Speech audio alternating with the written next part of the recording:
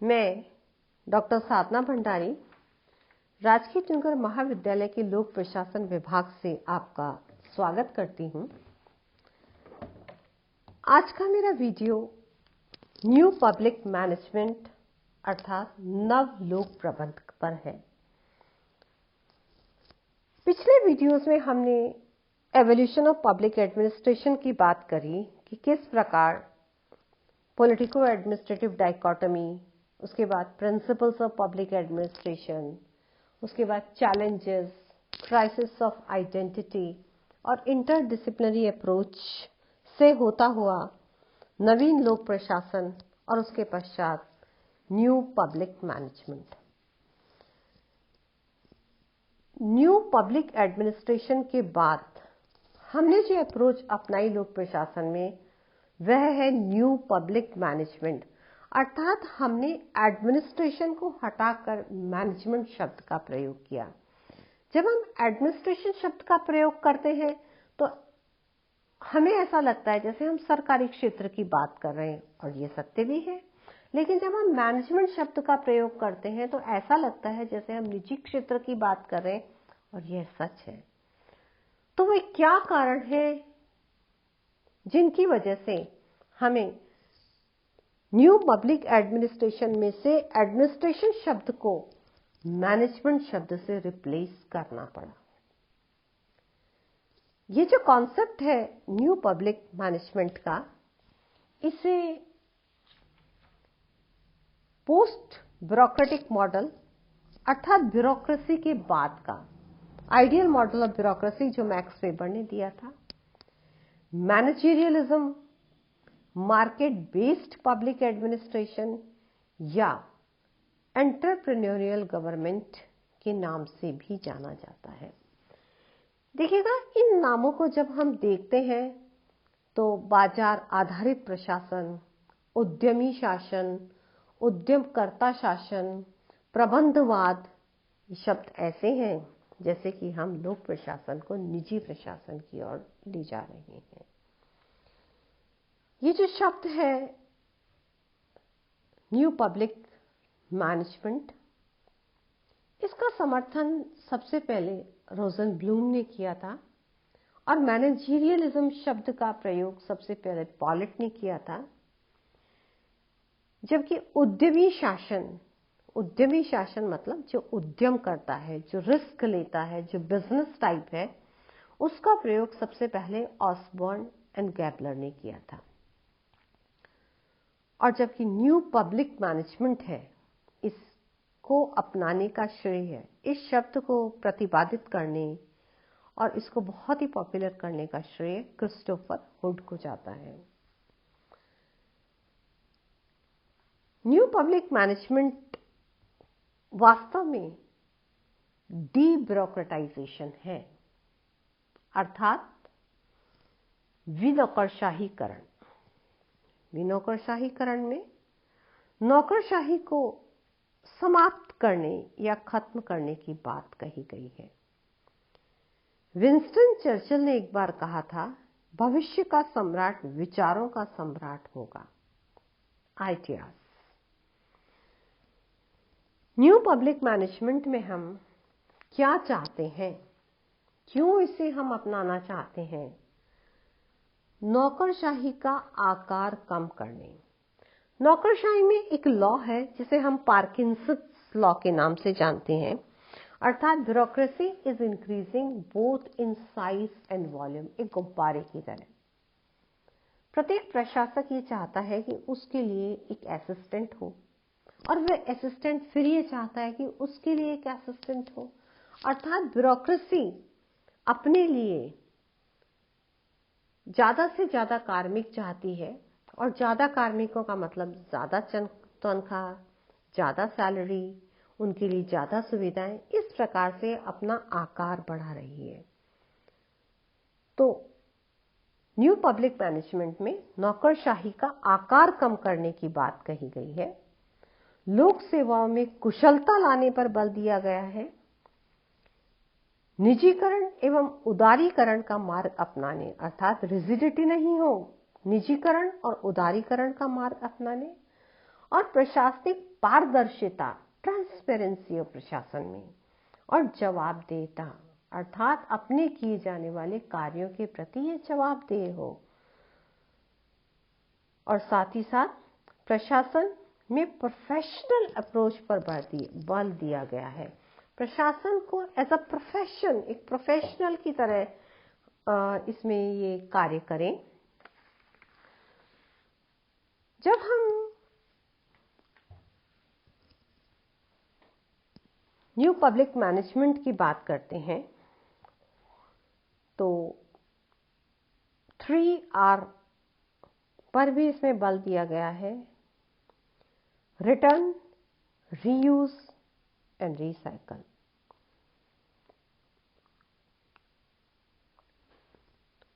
ताकि प्रशासन को और अधिक सस्टेनेबल डेवलपमेंट की ओर ले जाया जा सके।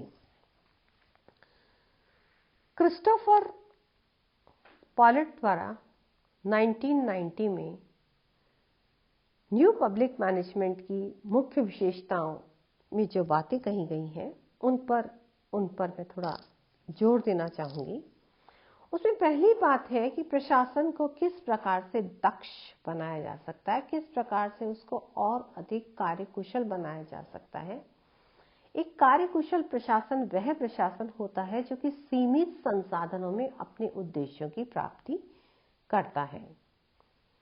दूसरा, नवीन लोक प्रशासन में क्वासी मार्केट पर बल दिया गया है, अर्थात कार्य को ठेके पर दे दिया जाए, आउटसोर्स कर दिया जाए ताकि वह कार्य समय पर और सीमित संसाधनों में किया जा सके। लोक प्रशासन को कम खर्चीला बनाने अर्थात लागत में कटौती करने पर बल देता है। साथ ही साथ प्रशासन को डिस्ट्रीब्यूटर, फैसिलिटेटर और प्रमोटर की भूमिका में रहना चाहिए, अर्थात किस प्रकार यह जन सुविधाओं का वितरण करता है, उनको फैसिलिटेट करता है और किस प्रकार से उनको प्रमोट करता है। न्यू पब्लिक मैनेजमेंट में लोक प्रशासन के जिन परंपरागत सिद्धांतों का विरोध किया गया है वे हैं पद सोपान से चिपके संगठन, अर्थात उन संगठनों का विरोध करता है जिनमें सुपीरियर सबऑर्डिनेट रिलेशनशिप का स्ट्रिक्टली पालन किया जाता है।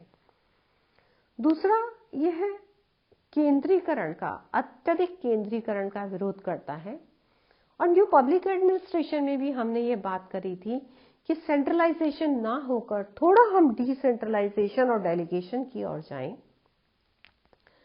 प्रशासन में नियमों की भरमार, नियम तो हो लेकिन हर बात के लिए एक नियम, थोड़ी फ्लेक्सिबिलिटी हो ताकि वो नियम एज अ प्रोसेस के रूप में ना अपनाए जाकर लोगों की भलाई के लिए काम में लाई जाए।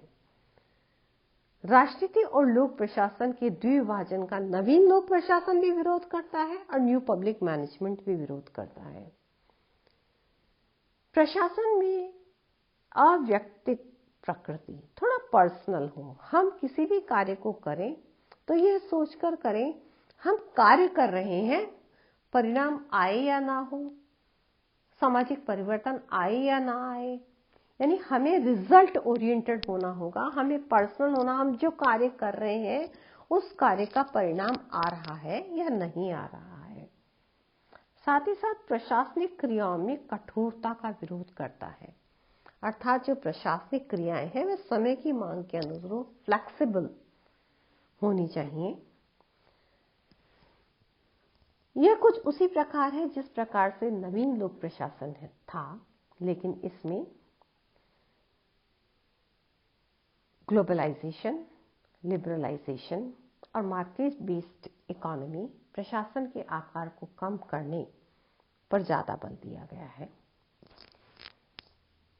यदि हम इसके शासन की प्रकृति के रूप में नवीन न्यू पब्लिक मैनेजमेंट को देखते हैं तो यहाँ ये एक उत्प्रेरक के रूप में कार्य करता है।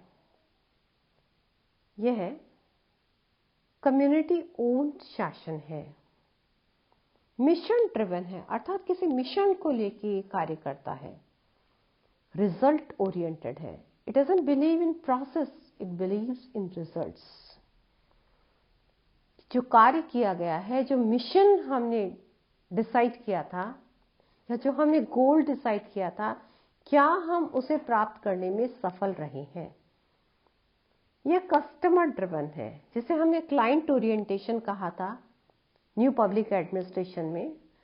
यहां हमने इसे कस्टमर ड्रिवन कहा है, अर्थात जो ग्राहक है, जो व्यक्ति है, उसे क्या चाहिए, उसकी क्या आकांक्षाएं हैं, उसी के अनुरूप सेवाएं प्रदान करना। यह उद्यमी शासन है, एंटरप्राइजिंग, रिस्क लेता है, एफिशिएंसी के साथ कार्य करता है, डिसेंट्रलाइज्ड है, अर्थात केंद्रीकरण का विरोध करता है और प्रशासन को डिसेंट्रलाइजेशन की ओर ले जाता है। मार्केट ओरिएंटेड है। मार्केट ओरिएंटेड होने से हम अपने कस्टमर्स को बेटर सुविधाएं जल्दी से जल्दी दे सकते हैं। ये अप्रोच है, ये ओरिएंटेशन है, ये प्रशासन का रीओरिएंटेशन है। प्रशासन की जो थॉट प्रोसेस है उसको बदला गया है कि किस प्रकार से आपको उन व्यक्तियों के लिए कार्य करना है जिन्हें आप सेवा प्रदान कर रहे हैं, और किस प्रकार से हम उन्हें बेटर तरीके से अकाउंटेबिलिटी के साथ, हम ट्रांसपेरेंसी के साथ उन्हें सेवाएं प्रदान कर सकते हैं। न्यू पब्लिक मैनेजमेंट की प्रकृति में हमें निजीकरण दिखाई देता है। यदि निजीकरण दिखाई देता है तो ये भी है कि यह लोक प्रशासन को प्रोफेशनल बनाना चाहता है, अर्थात हम एक एक्सपर्ट के रूप में जनता को सेवाएं पहुंचाएं। यही नवीन लोक प्रबंध की अवधारणा है। इसे आप पढ़ें, वीडियो को ध्यान से सुनें। धन्यवाद।